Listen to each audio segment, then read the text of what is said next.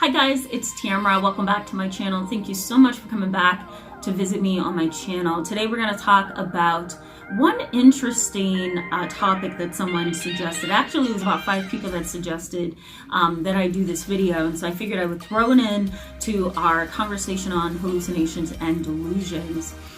Someone had asked that I focus on the medical side of delusions and hallucinations.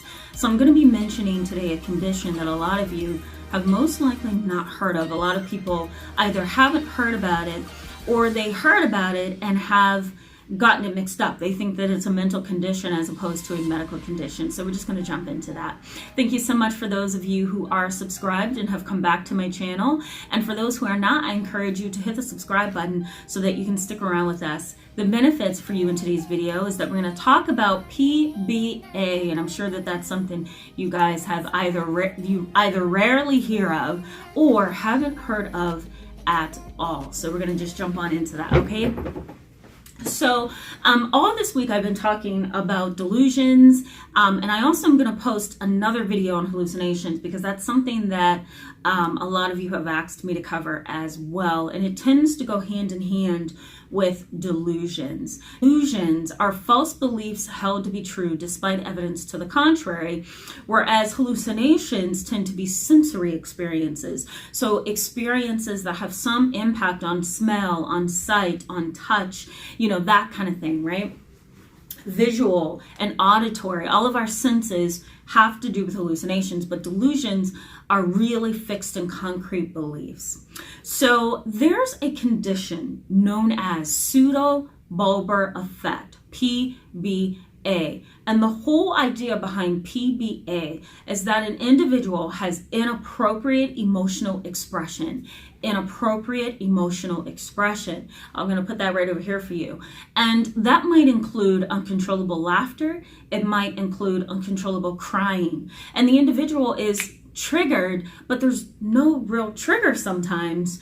And the environment or the atmosphere in which the person is in doesn't mesh up with the emotional expression or reaction of the individual. So let's say, for example, you're at a funeral. An individual who has PBA, pseudo-bulbar effect, might end up crying or laughing at times during the funeral when it's inappropriate. It's an inappropriate emotional expression or emotional reaction. The individual does not have control over that. Research suggests that PBA, although we don't have a lot of research, but research suggests that PBA has a lot to do with serotonin pathways in the brain. And serotonin has a lot to do with mood regulation and depression and anxiety. So, some research suggests that PBA has a lot to do with serotonin. Now, some of the symptoms, and I have a little bit of information on an article that I wrote so many years ago, and so I'm going to post that in the description box below. But some of the other emotions may include sudden and uncontrollable emotion. So let's say that you're driving in a car with somebody that has PBA. You guys might be listening to the radio and talking and having a conversation, and the individual just bursts out crying. You don't expect it because you guys aren't talking about anything that would trigger tears. You're not talking about anything that would trigger that strong emotion, but the individual cannot control the welling emotion, all right, that's coming up. And so, or the overwhelming emotion, I should add as well. The other symptom that's important is that there's typically an incongruence between emotional expression and emotional experience. Emotional experience is what you're feeling in the moment. Emotional expression is what your face is showing. So we call that affective or affect, right? Affective expression, and that's AFFECT, affective or affect, affect. A lot of people get that confused with effect, right? So affective expression would be that emotional expression that we see being displayed through the face. And the emotional experience is what is actually being experienced. There's often an incongruence between the two.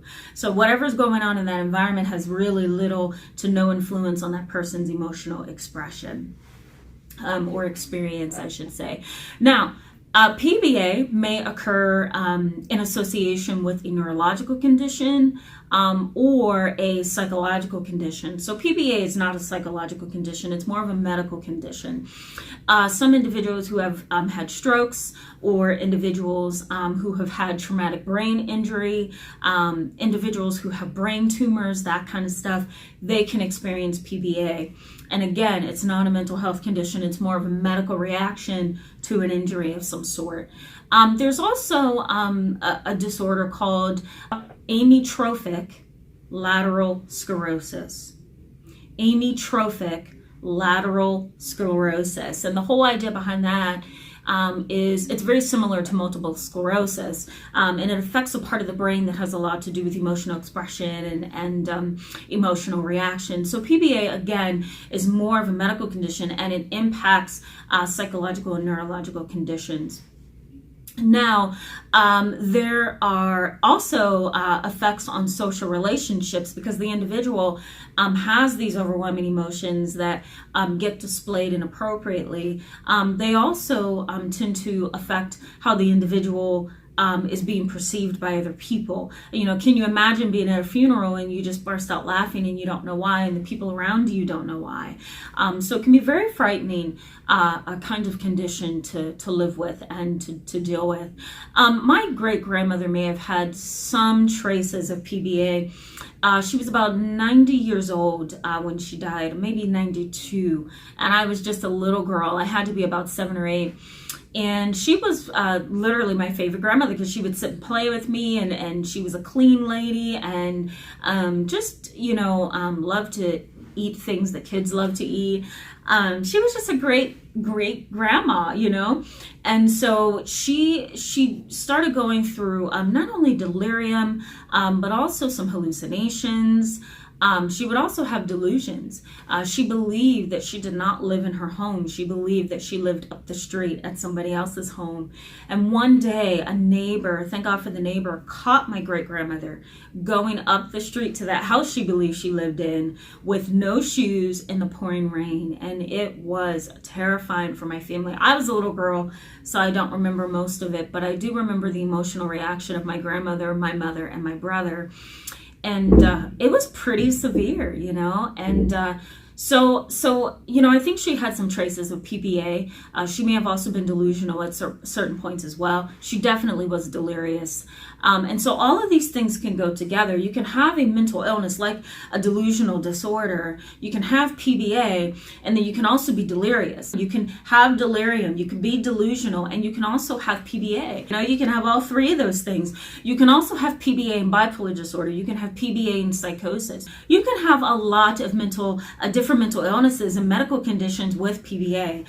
So again, I will post that article in the description box for you. Thank you so much for being here with me today in this video. We're going to start next week with a brand new topic. I look forward to coming back. I will be back for my conferences then, so I will be more interactive with you guys and then posting some up-to-date videos for you. So please give this video a thumbs up if it was helpful to you, and I will see you soon. Have a wonderful weekend. Bye-bye.